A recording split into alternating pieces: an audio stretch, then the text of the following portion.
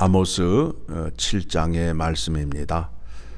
선지서를 보게 되면 내용이 반복적으로 나오게 됩니다.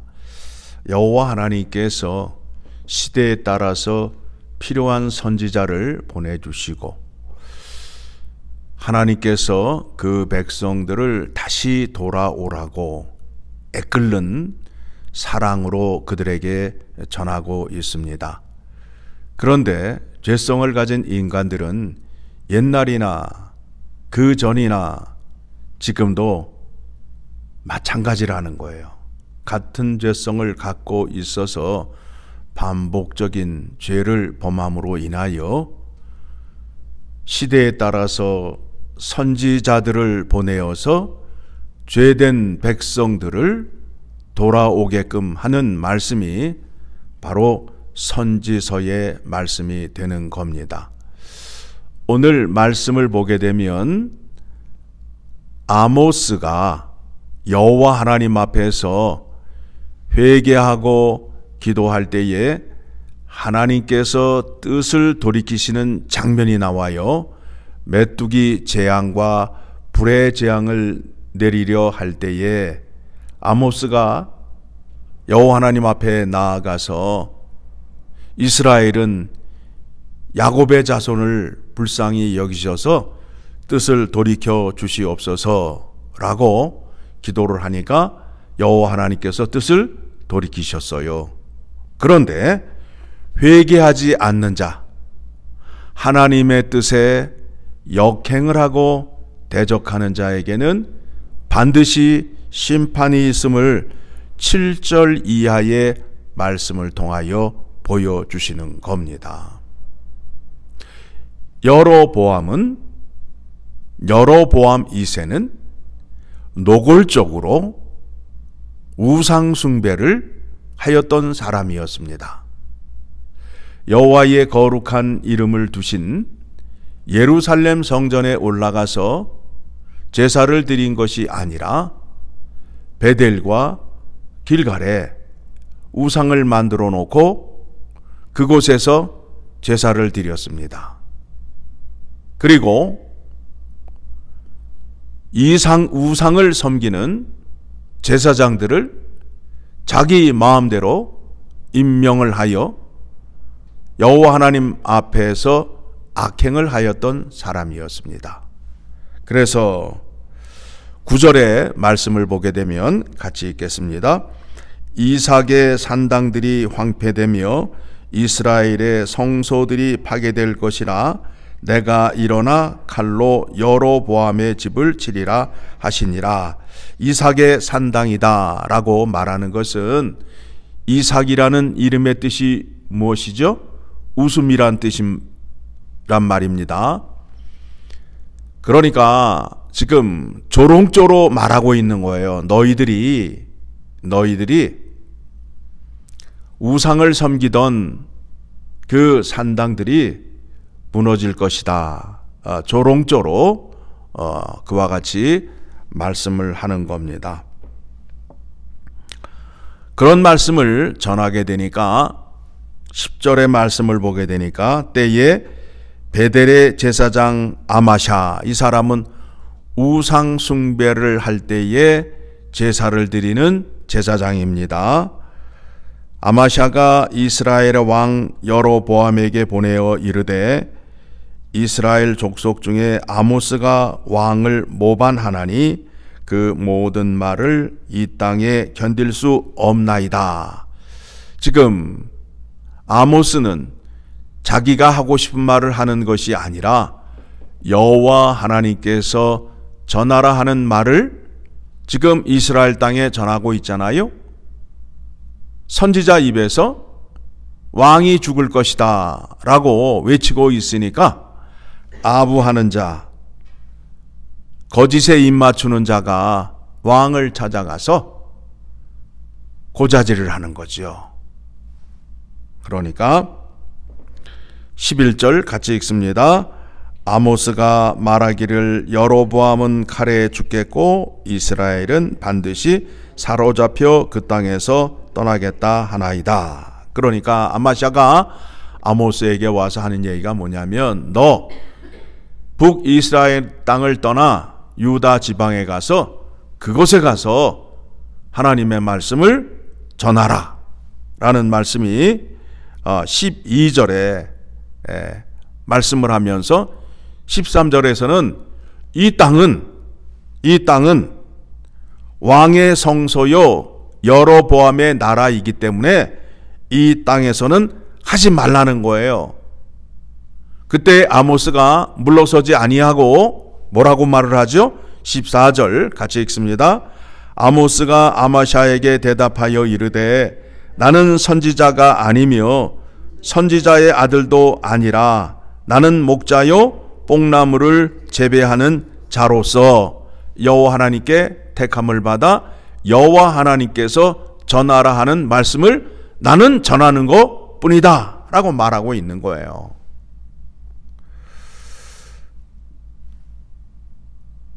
그러면서 여호와 하나님께서 아모스를 통하여 거짓 제사장 아마샤가 받을 저주를 전하고 있습니다. 아마샤의 죄가 무엇이냐 하면 하나님의 뜻을 방해하고 하나님이 하시려는 일을 대적하는 죄를 범하게 된 것입니다. 자, 16절 같이 봅니다. 이제 너는 여호와의 말씀을 들을지니라. 내가 이르기를 이스라엘에 대하여 예언하지 말며 이삭의 집을 향하여 경고하지 말라 하므로, 자, 하나님이 뜻을 이루려 하고 하나님께서 일을 하시려 하는데 그 일을 방해하는 자, 막는 자 누구예요? 아마샤죠. 아마샤에게 17절 같이 읽습니다. 여호와께서 이와 같이 말씀하시기를 내 아내는 성읍 가운데에서 창녀가 될 것이요 내 자녀들은 칼에 엎드러지며 내 땅은 측량하여 나누어질 것이며 너는 더러운 땅에서 죽을 것이요 이스라엘은 반드시 사로잡혀 그 땅에서 떠나니라 하셨느니라. 이와 같은 저주가 그에게 임하게 됩니다. 여러분, 하나님의 뜻을 대적하고 하나님의 일을 방해하는 죄가 무슨 죄냐 하면 성령 회방죄라고 그래요. 자, 어디 보시느냐 하면 마태복음 12장으로 갑니다. 마태복음 12장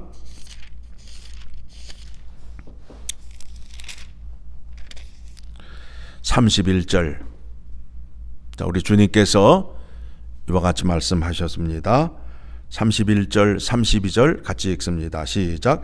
그러므로 내가 너희에게 이르노니 사람에 대한 모든 죄와 모독은 사하심을 얻되 성령을 모독하는 것은 사하심을 얻지 못하겠고 또 누구든지 말로 인자를 거역하면 사하심을 얻되 누구든지 말로 성령을 거역하면 이 세상과 오는 세상에서도 사하심을 얻지 못하리라. 우리 사람과 사람 사이 이웃 간에 있어서 행하였던 죄는 사하심을 얻는다라는 거예요.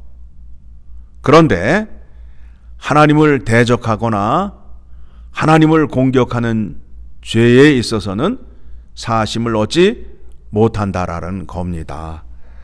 그것에 대해서 구체적으로 오늘 말씀을 드리려 합니다. 자, 선지서를 우리가 보고 있는데 하나님께서 전하시려 하는 말씀을 누구를 통하여 전하고 있죠? 본문에서는 선지자 아모스를 통하여 말씀을 하고 계십니다. 그런데 오늘 우리가 사는 지금은 하나님의 아들 예수 그리스도가 이 땅에 오셔서 하나님의 뜻대로 구약의 예언대로 모든 것을 성취하시고 그 은혜를 교회를 통하여 은혜를 베풀어 주시고 그 뜻을 이루어 가시는 겁니다. 그래서 지금은 교회 시대, 성령 시대라고 말씀하고 있습니다. 지금은 선지자를 보내거나 어떤 놀라운 이적으로 하나님의 뜻과 하나님의 일을 하시려는 것이 아니라 성령을 통하여, 교회를 통하여 하나님의 일이 이루어지고 있음을 우리가 알아야 된다라는 겁니다. 교회라는 것에 대해서 여러분 깊이 생각하셔야 돼요. 교회가 어떤 곳인가? 그거를 모르게 되면 친목단체밖에 될 수밖에 없다라는 겁니다. 우리끼리 모여서 재미있게 노는 장소가 돼요. 그런데 교회에는 하나님의 지혜와 비밀과 능력과 권세가 있는 곳이에요. 왜 그렇다고요? 이 시대에서는 하나님이 교회를 통하여 뜻을 이루어 가신다라는 겁니다. 그래서 성령 회방죄가 무엇이냐 하면 교회를 비방하거나 대적하게 되면 그와 같은 죄를 범하게 된다라는 겁니다. 교회가 어떤 곳이라고요? 하나님의 뜻을 이루어 가시는 곳이에요. 그러니 교회를 함부로 비방하거나 대적하거나 또는 내 마음에 안 든다고 교회를 갈아엎으려고 하는 사람들 심각하게 조심하셔야 돼요. 왜 그런가 하면 교회가 어떤 곳인지를 모르고 있고 성령 회방죄가 무엇인지를 모르기 때문에 그와 같은 행위를 하는 거예요. 성령을 거역하는 죄는 죄사함을 받지 못한다라고 말씀하고 있습니다. 자, 한 군데 더 여러분에게 소개해 드립니다. 요한일서 5장 16절을 가게 되면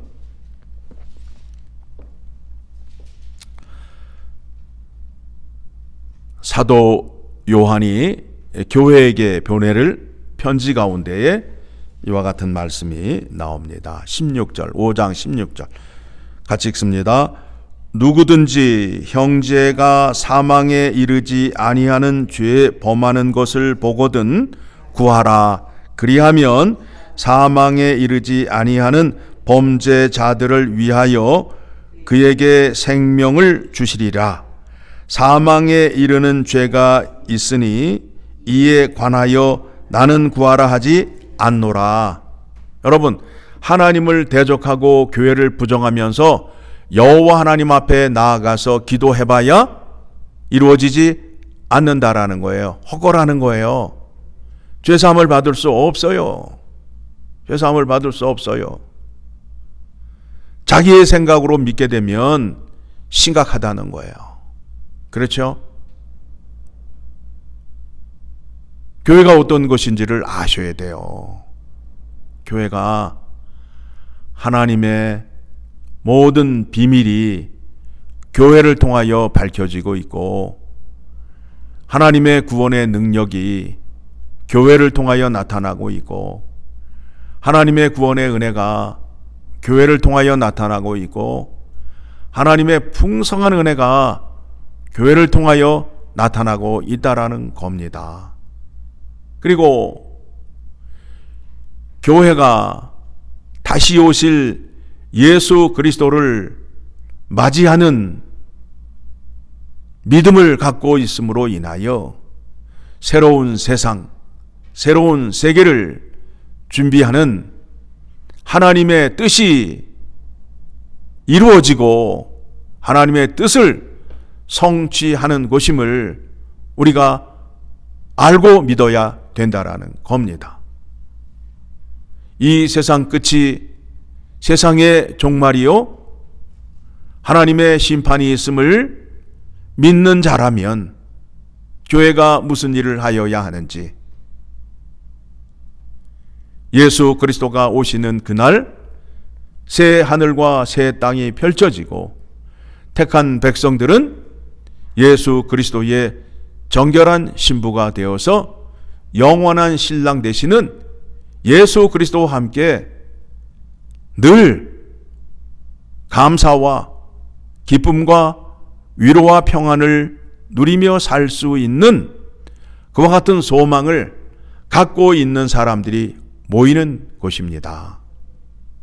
이 마지막 때에 교회의 중요성, 교회가 무엇인지를 우리가 좀 밝히 알아야 됩니다.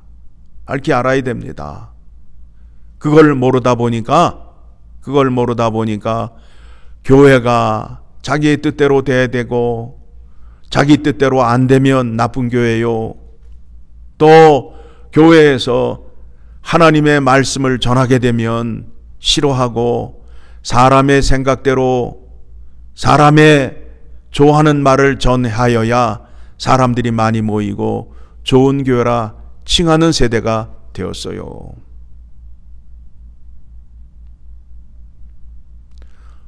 오늘날 이 시대에 아모스 선지자와 같이 어떤 위협이 닥친다 할지라도 나는 여호와 하나님께서 내게 전하라 한 말을 나는 담대히 전하노라 하는 교회가 많이 있어야 된다라는 겁니다.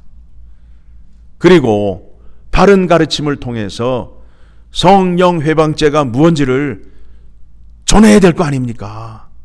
왜 그래요? 성령을 방해하는 자는 죄사함을 받지 못하잖아요. 얼마나 심각한 얘기예요. 성령을 공격하는 죄가 무엇인지를 지금 모르고 있잖아요. 교회를 핍박하고 교회를 공격하는 그 죄가 얼마나 큰지를 모르고 있잖아요. 교회를 자기 마음대로 생각하고 자기 마음대로 판단하잖아요.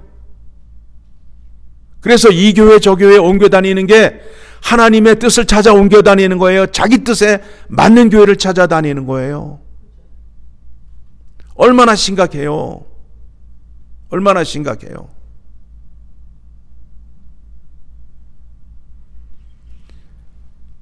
죄 가운데에 용서받는 죄가 있어요.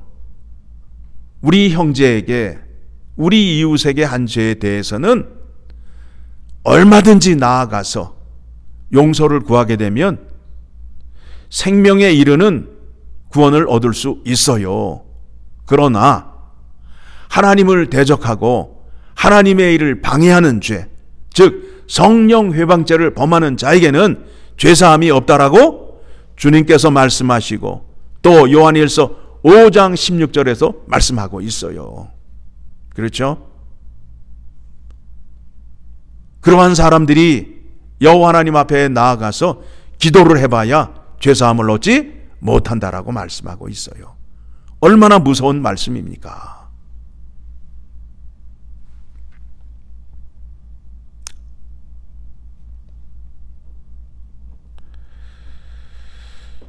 17절 말씀 또 한 구절 더 봅니다. 같이 봅니다. 모든 불의가 죄로 돼 사망에 이르지 아니하는 죄도 있도다. 여러분, 죄 가운데에 사망에 이르지 않는 죄가 있고 사망에 이르는 죄가 있다라는 겁니다. 성령 회방죄는 죄 사함을 받지 못해요. 반드시 사망에 이르는 죄라는 겁니다. 오늘 그것에 대한 말씀을 아모스 7장에서 보여주고 있잖아요. 하나님을 대적하는 자, 거짓말을 전하는 자, 거짓 제사장, 우상의 제사장 아마샤가 그와 같은 지금 징계를 받고 심판을 받고 있잖아요. 그렇죠? 오늘 우리가 아모스 7장의 말씀을 통해서 확인하는 것이 무엇이냐 하면 하나님의 뜻을 거역하는 자, 하나님의 일을 방해하는 자의 죄에 대한 심판이 무엇인지를 깨달았습니다.